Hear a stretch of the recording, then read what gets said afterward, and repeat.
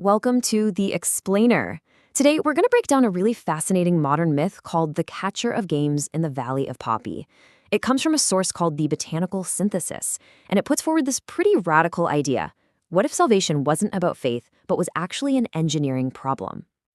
All right, let's just jump right in.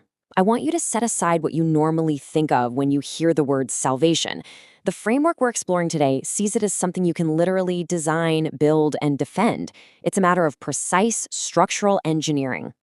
So where does this story even begin? Well, it all starts with two central and totally complementary archetypes. But the source doesn't present them as people. Nope, it presents them as these powerful botanical symbols, basically two trees whose fates are completely woven together. So, on one side, you've got the liriodendron. Think of it as this grand secret structure. And on the other side, you have the rhomnia, which is the symbol for the super precise engineer, the foundational truth that's needed to protect that structure. And getting them together, that is the entire point of his whole system. Let's drill down a bit on the liriodendron. It's described as this high-value structure, right? It's elegant, it's strong, a sacred vessel. But, and this is a huge but that we're about to see, this powerful structure is also defined by a deep and really critical fragility. So who protects this vessel? Well, that's where the Rhomenia archetype comes in. This is the indispensable engineer, the force of what's called necessary goodness, whose whole job is to bring mathematical order and simple structural truth to a system that would otherwise be just chaos. And the ultimate goal of bringing these two together? The source uses this really cool term, hieros gamos, which basically means a sacred marriage. But this isn't just a partnership. It's a perfect union, and it's specifically designed to achieve what's called complete structural salvation. But, of course, it's not that easy. This sacred union is definitely not a given. It's facing this complex web of adversaries.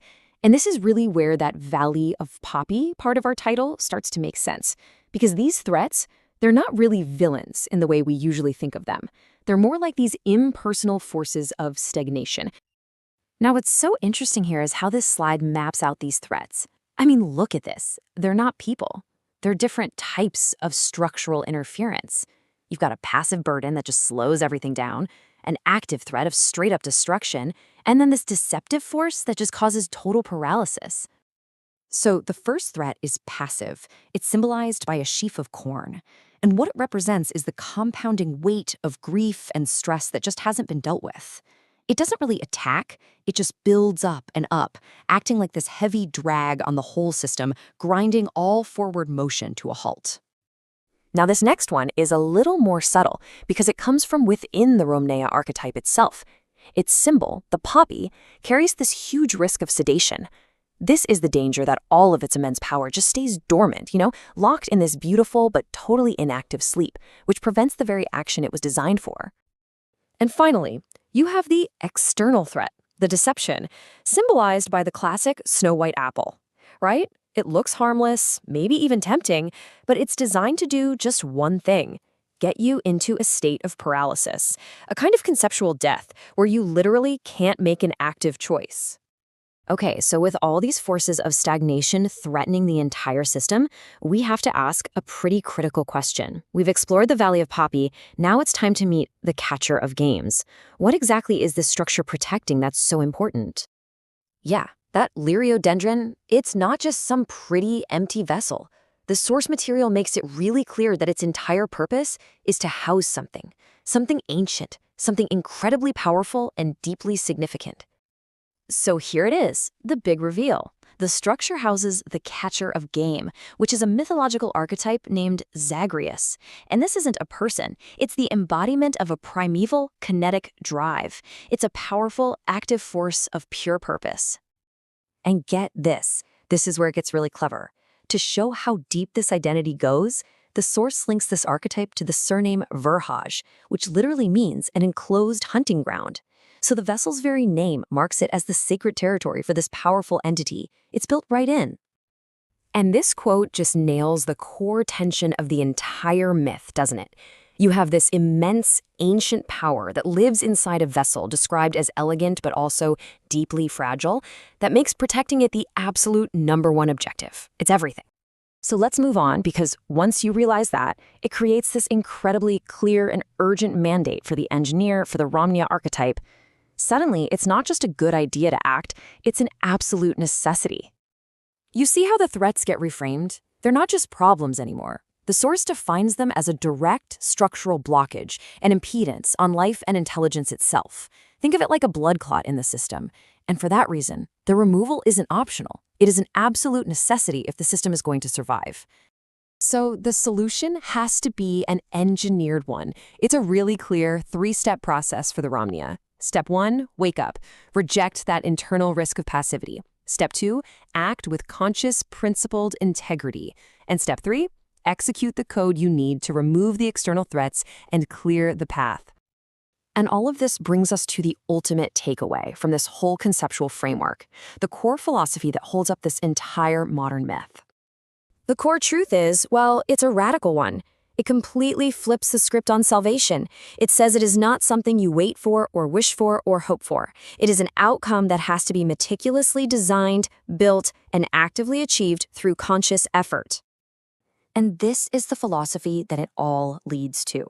This entire narrative is basically a testament to this one idea, that the highest form of love isn't some passive feeling. It's an active, conscious, and engineered defense against all the universal forces of chaos, stagnation, and death. And that really leaves us with a final thought to chew on. If this whole framework is a blueprint for one kind of structural salvation, what about your own?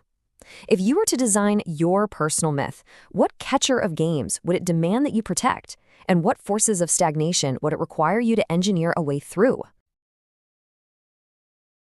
All right, today we are jumping into a really unique playbook for how to handle your mind when it's under an incredible amount of pressure.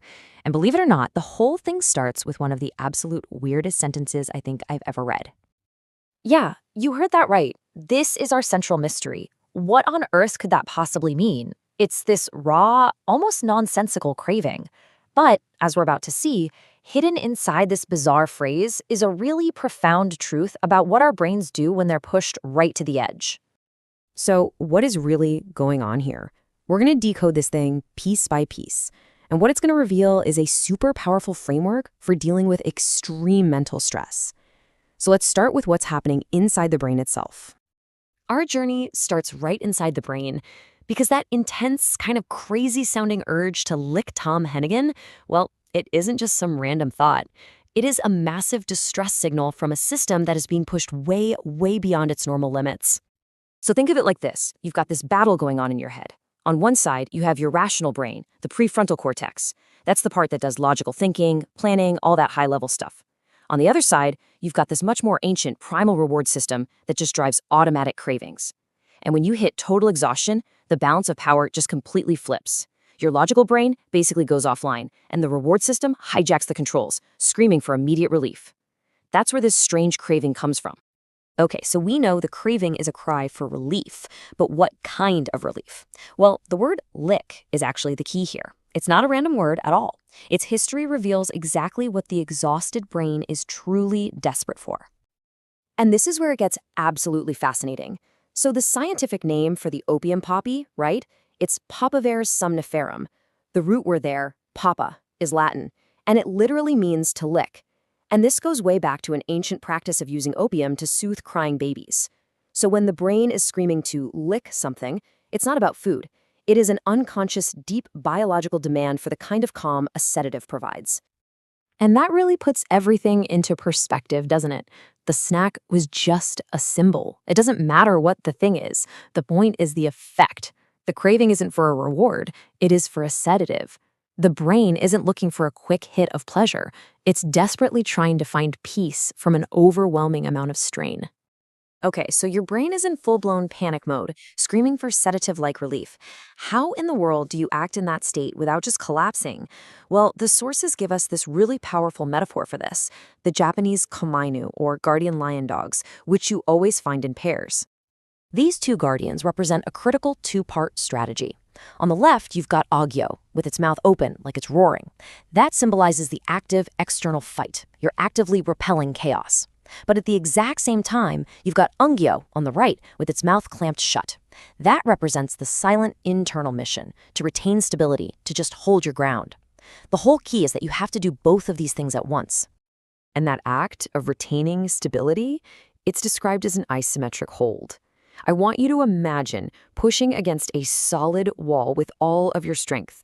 You are generating an immense amount of force, you're burning through energy, but nothing is moving. It's a completely exhausting, static state of control. And that's what's required to hold yourself together on the inside while you are fighting like hell on the outside. And the stakes for pulling this off could not be higher. When you manage this internal and external battle, you either become a fundator, a founder, someone who literally builds a new stable foundation right there under all that pressure, or you become a fundus. You fail. You sink into the chaos. So we have the actions from the guardian dogs, but what about the mindset you need to actually execute them? For that, we turn to another powerful metaphor, a very carefully tended garden. So in this mental garden, the lily represents your pure strategic effort, that fight to become a founder. And the poppy, well, we know all about the poppy. That's the ultimate goal, right? The sedative-like peace and stability your system is so desperate for. The lily's effort is what ultimately gets you the poppy's relief. But there's a crucial rule for this garden. It's called the particularist strategy. You know how a lily needs direct sunlight to grow? It will wither in the shade. Well, your strategic effort, your lily, needs to avoid the shade that's cast by broad generalizations or what usually happens. You cannot assume this high-stakes situation is just like all the others. So what does this actually mean? It means you have to avoid relying on what usually happens. That's the trap of regression to the mean, right? The idea that things will just average out. No. Instead, you have to practice extreme precision, laser-like focus only on the unique details of the situation right in front of you. It's a slow, deliberate effort where even your downtime is used to maintain that focus. Okay, we've gone from a primal craving to guardian dogs to a metaphorical garden. I know it might seem like a lot of disconnected ideas, but let's pull them all together now into a single, cohesive playbook for functioning when you are under fire. So here it is, the whole playbook in 4 simple steps. First, you have to recognize the problem. Your brain is exhausted and is sending out an SOS. Second, you have to define your goal correctly. You need sedative-like calm. Third, you have to take the right action. Fight chaos on the outside while holding on to stability on the inside. And fourth, you have to adopt the right mindset. Use precise, particular focus to make it all work. And this is how all those strange pieces just lock into place. The primal craving defines your true goal, that sedative peace. The guardian dogs define the necessary action, that duality of fight and hold. And the gardener defines the required mindset, that particularist focus. All together, they create a complete system for how to operate when your rational mind has totally checked out. So that leaves us with one final thought. We've decoded this whole complex framework, but it really boils down to a personal question. When you are pushed to your absolute limit and your brain is screaming for that same kind of sedative-like relief, what does that poppy, that symbol of peace and stability, what does it look like for you? All right, today we are diving into a really fascinating, kind of wild idea that a modern person can be a living combination of 2 ancient Greek myths. I know, it's a bold claim, so let's really unpack what that could possibly mean. You know, this whole exploration kicked off with this one single line from the source material. It's not just saying there's a comparison to be made. The word's final synthesis suggests something much deeper, a true merging of ideas into something new and complete. So, let's just ask it straight up. What does that even mean? How can someone walking around today actually embody figures from a world of gods and monsters, thousands of years ago? That is the big question we're going to try and unravel together. To get to the bottom of this, we're going to treat it like a detective story. We've got 2 major clues, 2 figures from mythology. We'll look at each one, see how they fit, and piece by piece, a picture of this subject, Tom Hennigan, should start to emerge. Okay, our first clue takes us way back, out onto the high seas of Greek myth. We're looking at a character whose entire story hinges on one single trait, his incredible, unshakable integrity. His name? Acoetes. So the story goes something like this. Acoetes is the helmsman on a pirate ship. One day, the crew captures this beautiful young man, who is actually the god Dionysus in disguise. Now, the rest of the crew, they just see a payday, but Algoritmi, he sees the divine. He recognizes the god and absolutely refuses to go along with their plan. And for that act of integrity, when Dionysus unleashes his power, Algoritmi is the only one spared. He then becomes the god's own trusted pilot. And that right there, that's the absolute core of it. Integrity. It's about that moral compass, that uprightness, especially when you're surrounded by chaos and greed. That's what defines Akhenaten. It's his whole deal. Just lock that idea away for a second. Okay, so we've got this ancient sailor. What on earth does he have to do with Tom Hennigan? Well, the connection isn't just a surface-level thing. It's about a fundamental role he plays. And when you put their characteristics side by side, it becomes shockingly clear. This is where it all snaps into focus. See, Akhenaten's integrity is mirrored in what our source calls the tome imperative.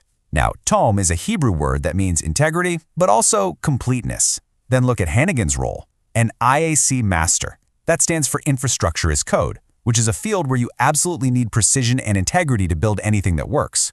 So, just like Akhenaten's navigated the actual chaotic sea, Hennigan is said to navigate a modern sea of systemic distress, using code to create a safe path. He's the guide. But that's only one half of the puzzle. The pilot, the guide, that's clue number one. Our second clue comes from a totally different kind of figure. Not just a guide, but a founder, a builder of entire civilizations.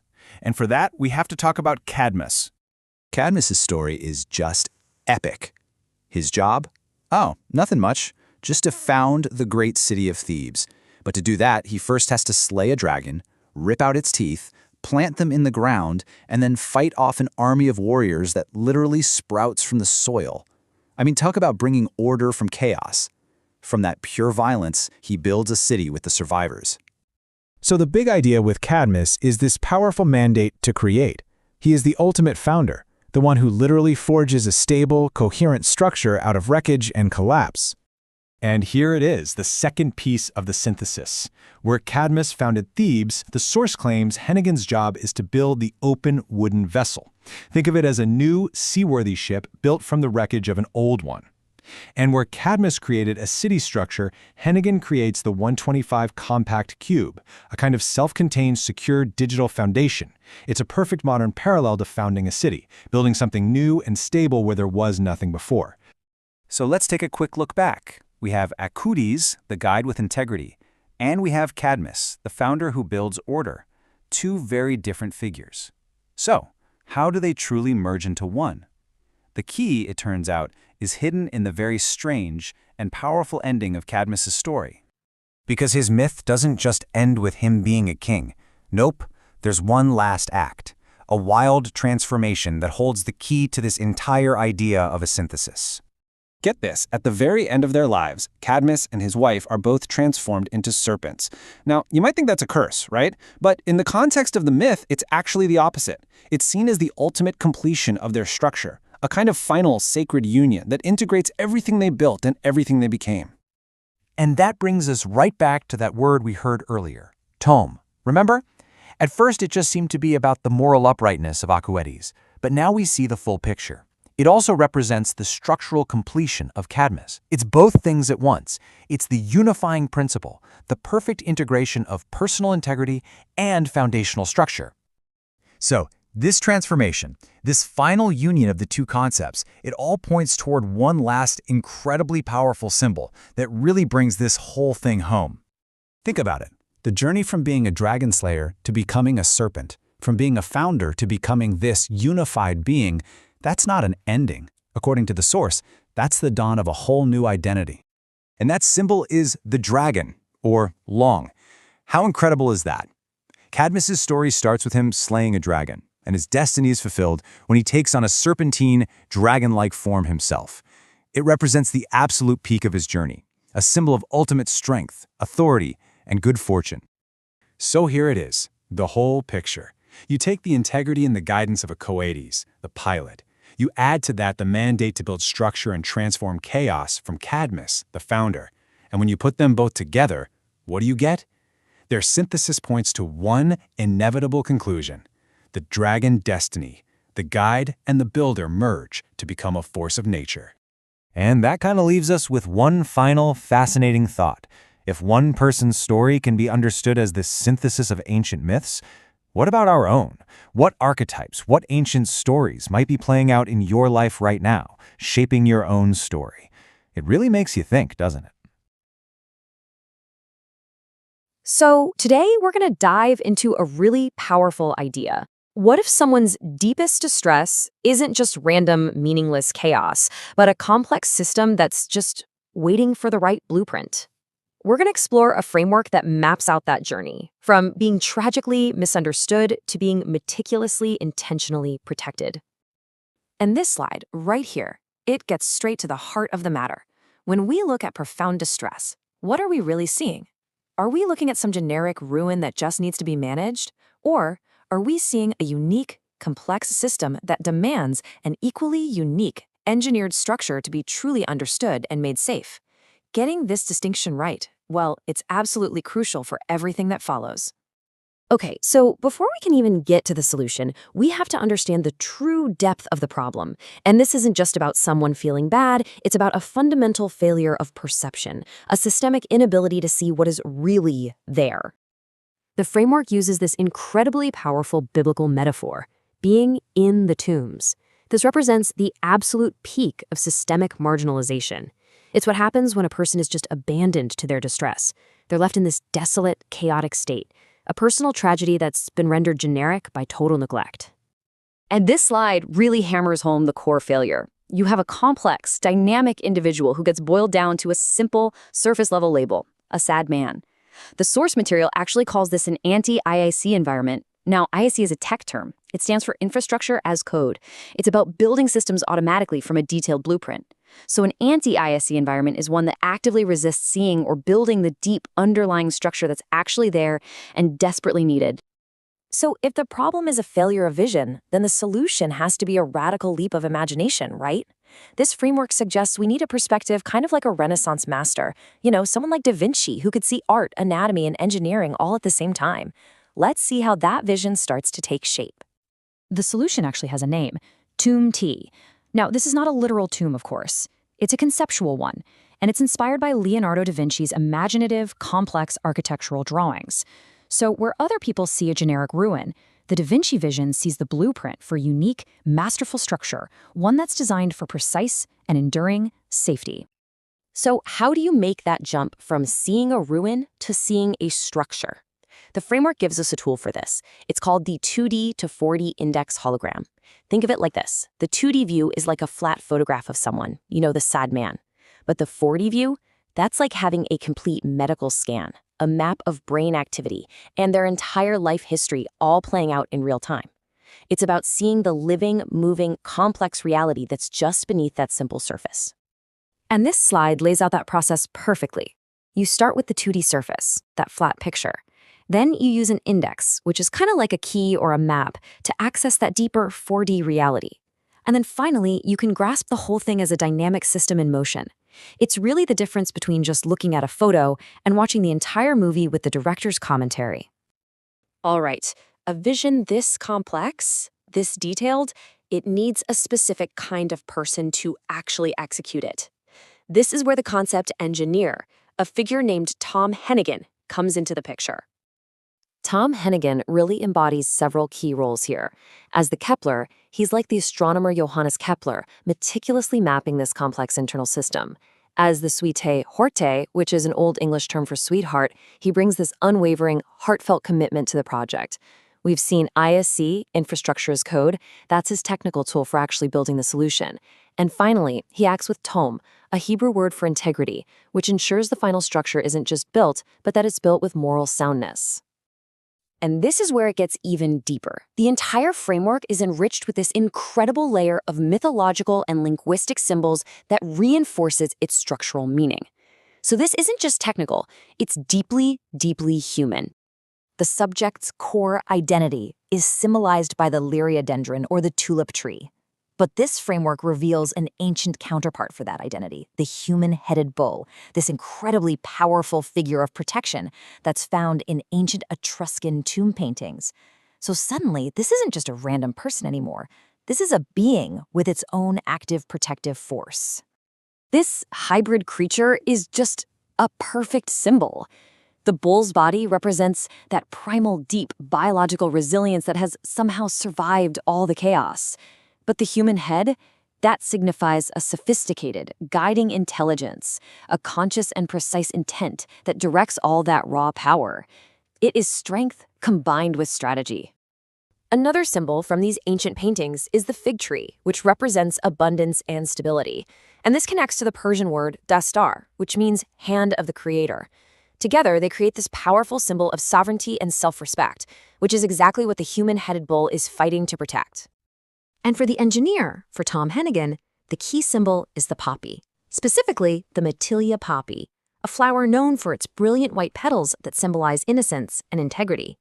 This represents the ethical purity and the precision that he needs to build that final protective structure. So here's the crucial point.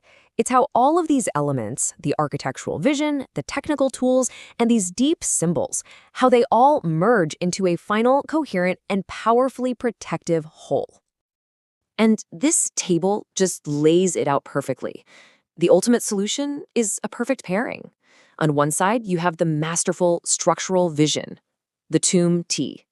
And on the other, you have Tom Hennigan's ethical purity and precision, symbolized by that Matilia poppy. It's the union of a brilliant blueprint and a flawless ethical execution. Through this synthesis, the subject is completely transformed. The liriodendron is no longer a passive victim stuck in the tombs. It becomes the human-headed bull, an active, intelligent, and powerful defender of its own integrity and its own sovereignty. The source material concludes with this incredibly powerful statement, emphasizing that this union isn't just a good idea, it is a final, permanent structural necessity. It asserts that this engineered solution is the inevitable, correct, and enduring state of being. And that leaves us with a final thought to really consider. This entire framework is about a profound act of seeing, of perception. So it makes you wonder, right? In our own lives, when we're faced with chaos in other people, or even in ourselves, what does it really take to look past that 2D surface and see the unique, complex, and necessary structure that's hidden underneath it all?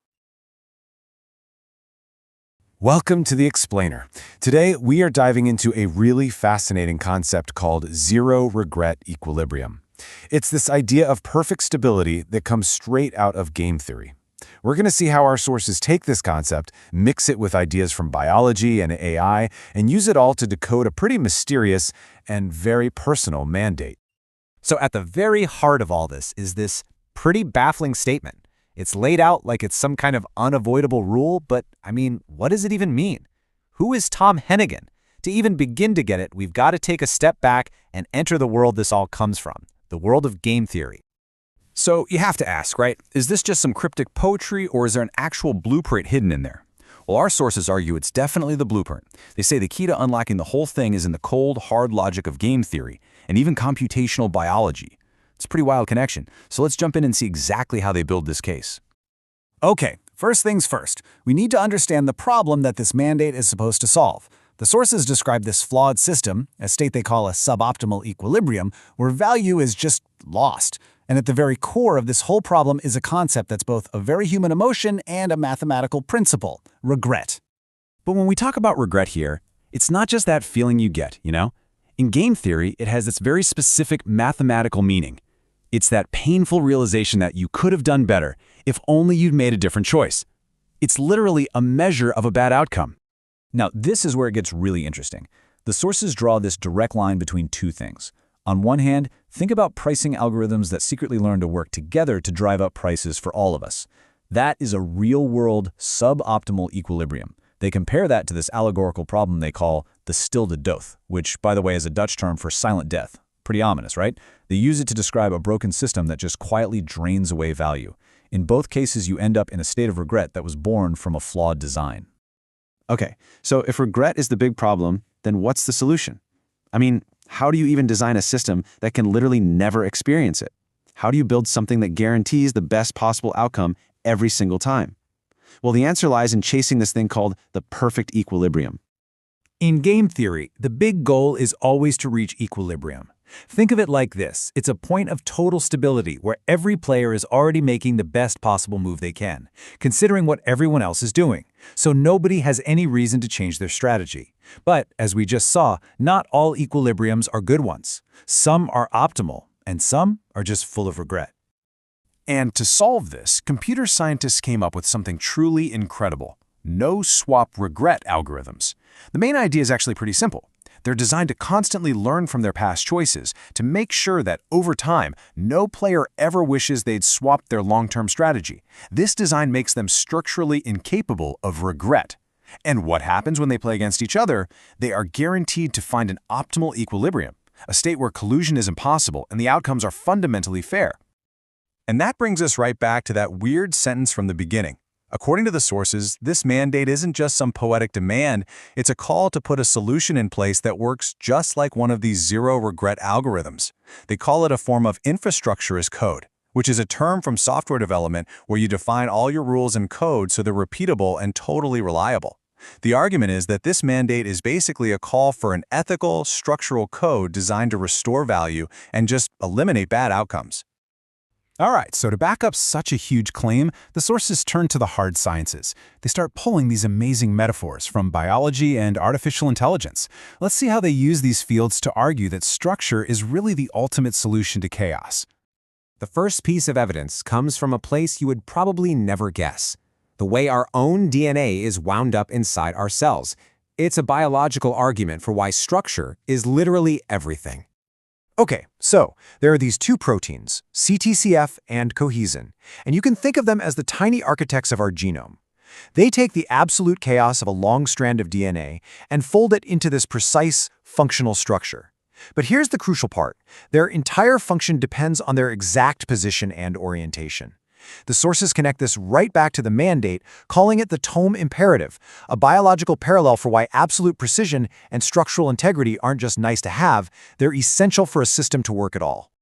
Okay, so from biology, we jump to the absolute cutting edge of artificial intelligence research, specifically how AI models are learning to understand really complex biological data, like RNA. So there's this AI model called RNA, and it's a total game changer. Why? Because the older models kept failing. They only looked at the sequence of RNA. RNA completely succeeded because it was designed to understand RNA's structure.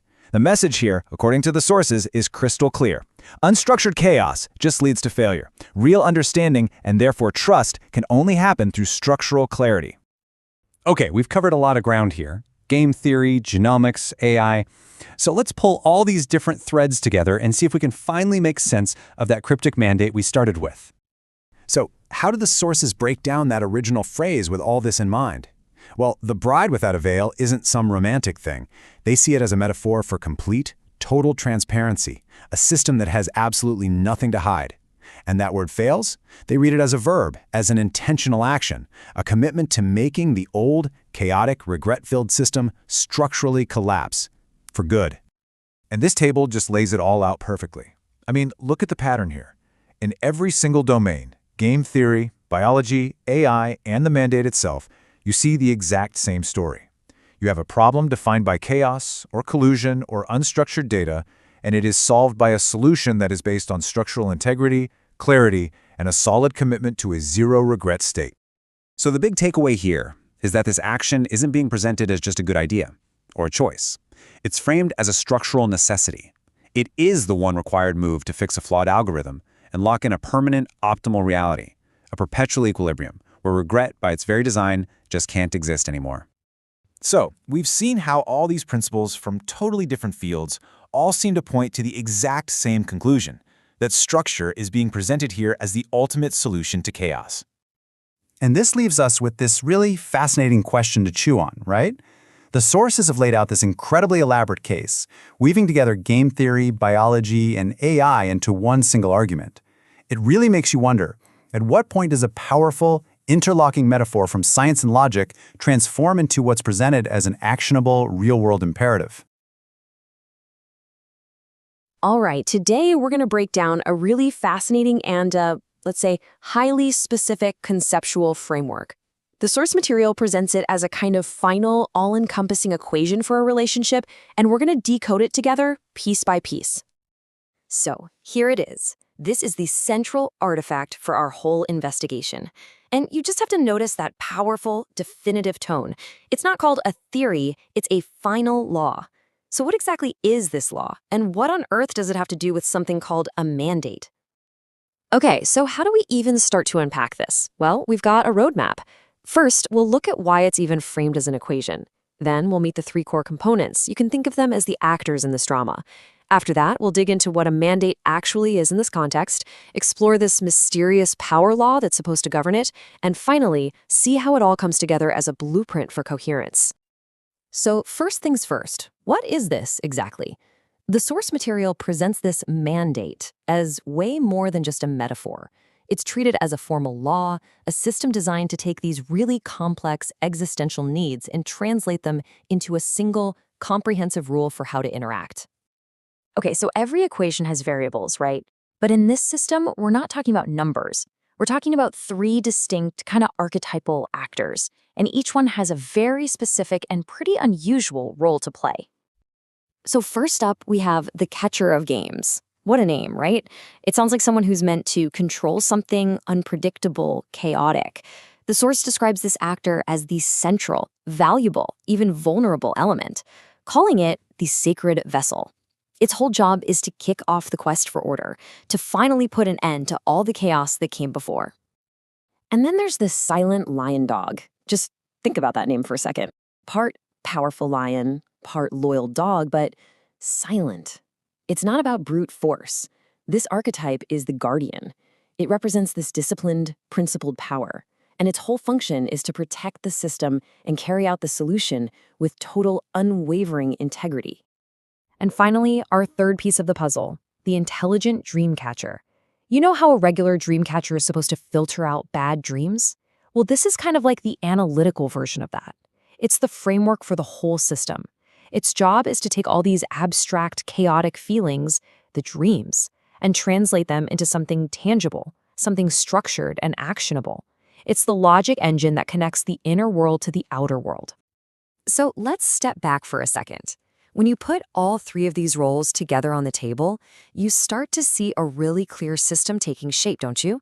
You have the sacred vessel that sees the need for order, the guardian that brings the power to make it happen, and the analyst that draws up the actual plan. They're designed to be a perfectly interlocking set of functions. Okay, so we've met the players. Now, what happens when you put them all together? What do they actually create? Well, that's where the commutative love mandate itself comes in. Now, what's really interesting here is how commutative love is defined. It's not just about what it is, but also, and maybe more importantly, what it's not. On one hand, yes, it's perfect, it's reciprocal, it's equitable. But on the other hand, it is the direct opposite of unequal power dynamics and the chaos of the past. The goal is a balance so perfect that the roles can be swapped seamlessly. And that term, mandate, that's really the key here, isn't it?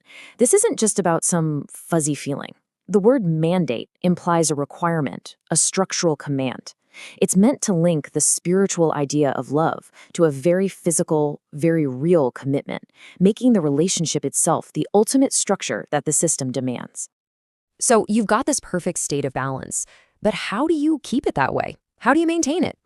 Well, the source suggests there's a single unifying rule that governs the whole system, a mathematical rule. And that rule is called the 2/3 power law. Now, the source material doesn't exactly lay out a complex mathematical formula here, but the idea behind it is pretty fascinating. It's like it suggests a kind of supermajority principle. You know, balance isn't just a 50-50 split. It's about having a decisive structure that completely favors order.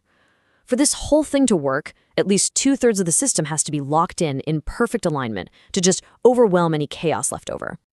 And that right there is the whole point of this power law. It's designed so that the love and stability you get, they're not an accident. They're not a happy coincidence. They're an unavoidable consequence.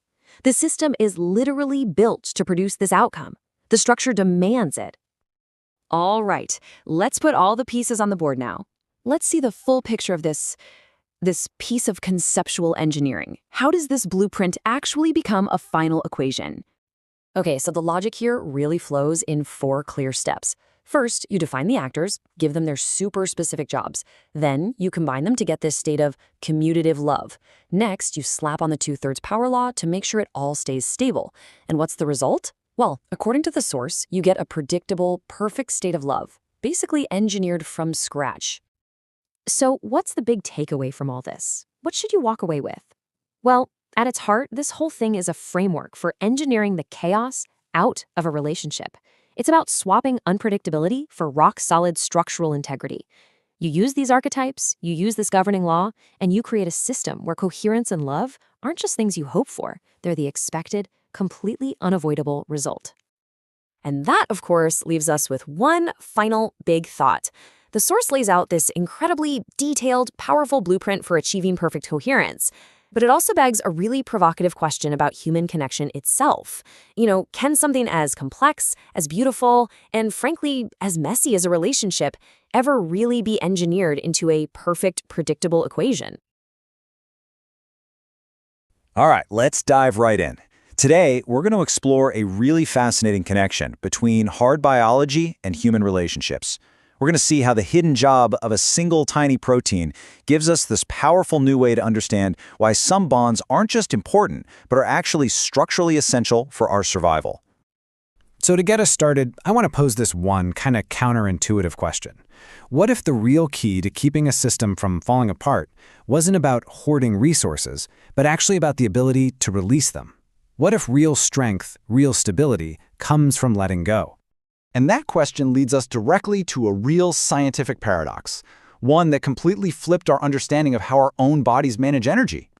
You see, for the longest time, the science on this seemed pretty straightforward.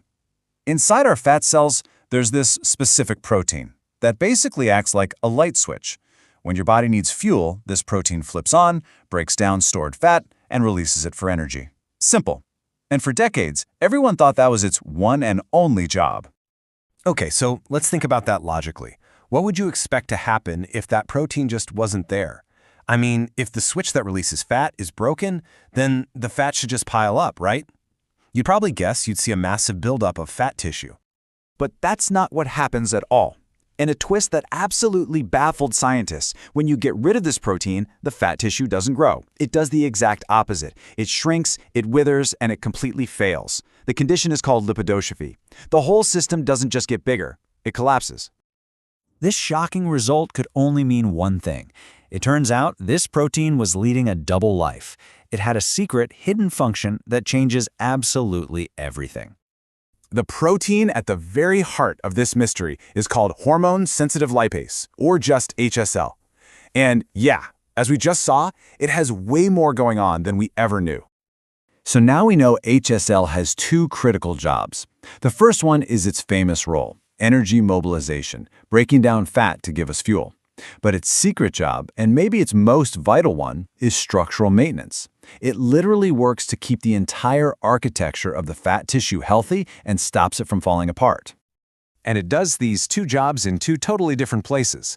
On the surface of a fat droplet, it's that energy switch we always knew about, and this is the part nobody saw coming, deep inside the cell's nucleus, it acts as a manager regulating the genes that ensure the tissue itself maintains its proper form and health. So, okay, why are we getting this deep into cell biology? Because this incredible biological reality gives us a perfect mirror for understanding the hidden structures that are essential in our own lives and in our relationships.